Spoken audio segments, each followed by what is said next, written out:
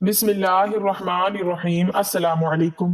حضرت سلیمان علیہ السلام کو جب اپنی موت کی خبر ملی تو انہوں نے خود کو شیشے کے کمرے میں کیوں بند کر لیا تھا، اور کتنے عرصے تک آپ علیہ السلام کی سلطنت میں بسنے والے اس بات سے بے خبر رہے کہ آپ علیہ السلام کی روح قبض ہو چکی ہے۔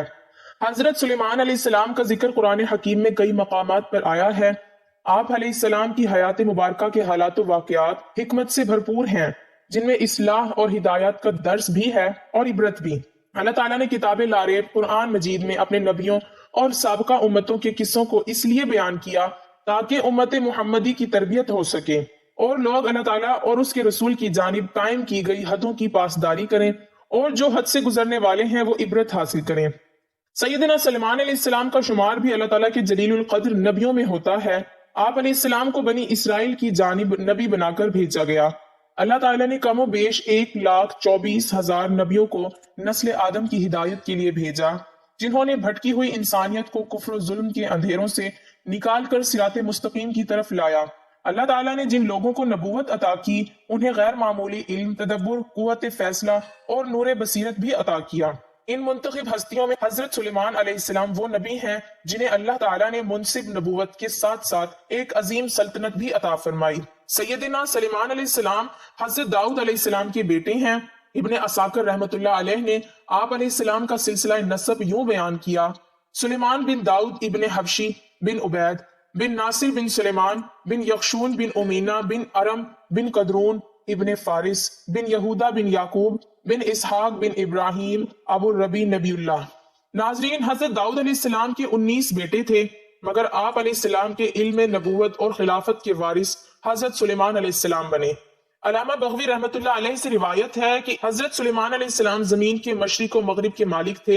آپ علیہ السلام نے 750 سال تک تمام اہل دنیا، جن و انس، چرند پرند اور درندوں پر حکومت کی، اور اس کے ساتھ ساتھ آپ علیہ السلام کو ہر چیز کی زبان کا علم بھی عطا فرمایا گیا۔ تفسیر بغوی میں حضرت عبداللہ بن عمرو بن عاص رضی اللہ تعالی عنہ بیان کرتے ہیں کہ رسول اللہ صلی اللہ علیہ وآلہ وسلم نے فرمایا، جب حضرت سلیمان علیہ السلام نے بیت المقدس بنا لیا تو آپ علیہ السلام نے اللہ رب العزت سے 3 چیزوں کا سوال کیا۔ اللہ تعالیٰ نے ان کو 2 چیزیں عطا فرما دیں، اور ہمیں امید ہے کہ تیسری چیز بھی ان کو عطا فرما دی گئی ہوگی۔ پہلا سوال یہ تھا کہ وہ ایسا فیصلہ کریں جو اللہ تعالیٰ کا فیصلہ ہو، تو اللہ تعالیٰ نے ان کو یہ عطا فرما دیا، اور انہوں نے دوسرا سوال یہ کیا کہ اللہ تعالیٰ ان کو ایسا ملک عطا فرمائے جو ان کے بعد کسی غیر کو پھر کبھی میسر نہ آئے۔ اللہ تعالیٰ نے یہ بھی ان کو عطا فرما دیا۔ تیسرا سوال یہ کیا کہ جو بھی اس مسجد میں 2 رکعت نماز ادا کرے وہ اپنے گناہوں سے اس طرح پاک ہو جائے جیسے بچہ اس دن گناہوں سے پاک ہوتا ہے جس دن والدہ اسے جنم دیتی ہے۔ مجھے امید ہے کہ اللہ تعالیٰ نے یہ چیز بھی عطا کر دی ہوگی۔ ناظرین، ان حوالوں سے اس بات کی تصدیق ملتی ہے کہ سیدنا سلیمان علیہ السلام کی حکومت کتنی وسیع تھی، اور آپ علیہ السلام اللہ تعالیٰ کے برگزیدہ نبی تھے۔ اللہ تعالیٰ نے آپ علیہ السلام کو بے شمار انعامات عطا فرمائے تھے۔ اس ویڈیو میں ہمارا موضوع سیدنا سلیمان علیہ السلام کی وفات اور ہیکل سلیمانی کی تعمیر ہے۔ یہ آپ علیہ السلام کی زندگی کا آخری واقعہ ہے۔ روایات میں ہے کہ جب سیدنا داؤد علیہ السلام نے فلسطین کے ظالم بادشاہ جالوت کو جہنم رسید کر کے بادشاہت حاصل کی، تو آپ علیہ السلام نے تابوت سکینہ کو محفوظ کرنے اور اللہ تعالیٰ کی عبادت کے لیے ہیکل کی تعمیر شروع کروائی تھی۔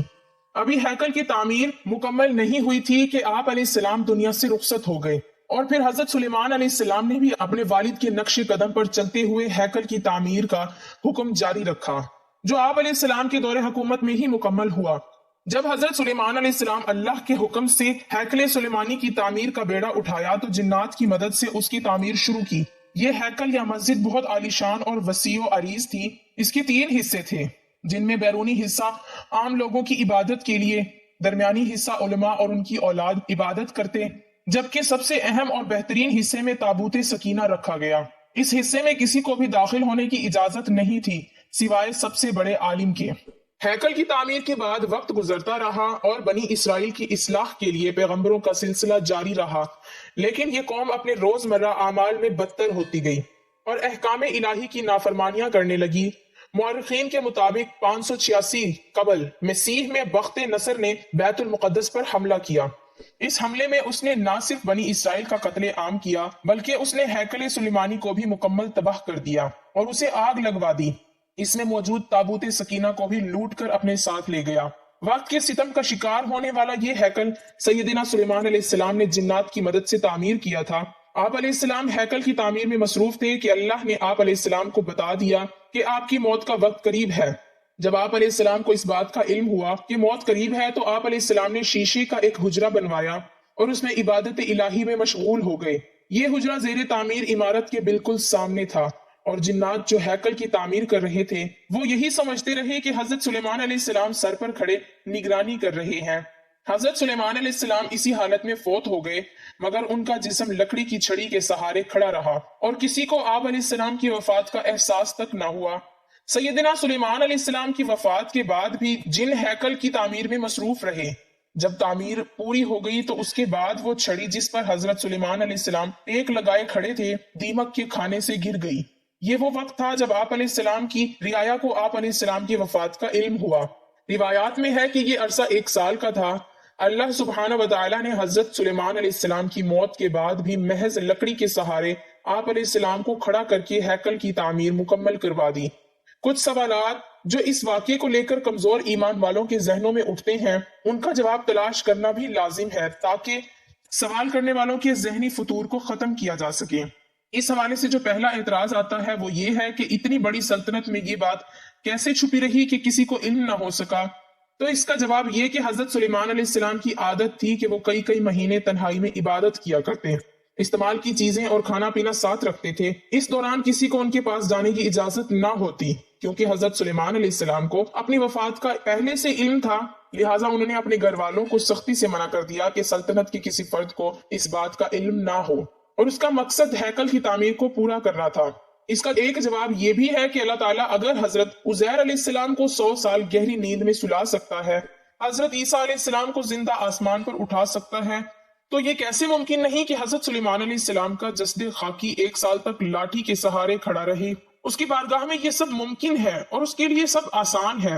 یہ تھی وہ مستند معلومات جو حضرت سلیمان علیہ السلام کے حوالے سے ہم نے مستند روایات سے اکٹھی کی۔ اس میں کسی قسم کی کمی بیشی اللہ معاف فرمائے۔ اللہ تعالیٰ سے دعا ہے کہ وہ ہمیں اپنے نبیوں کی زندگیوں سے نصیحت حاصل کرنے کی توفیق عطا فرمائے اور آپ کے اور میرے علم میں اضافہ فرمائے اور ہمیں اسی طرح دینی علم سیکھنے، جاننے اور پھیلانے کی توفیق اور ہمت عطا فرمائے، آمین۔ میری اپنے تمام ناظرین سے گزارش ہے کہ وہ زندگی میں ایک مرتبہ قرآن حکیم کو ترجمہ اور تفسیر کے ساتھ لازمی پڑھیں اور اس میں غور و فکر کریں۔ اللہ تعالیٰ ہمیں اس کی توفیق عطا فرمائے، آمین۔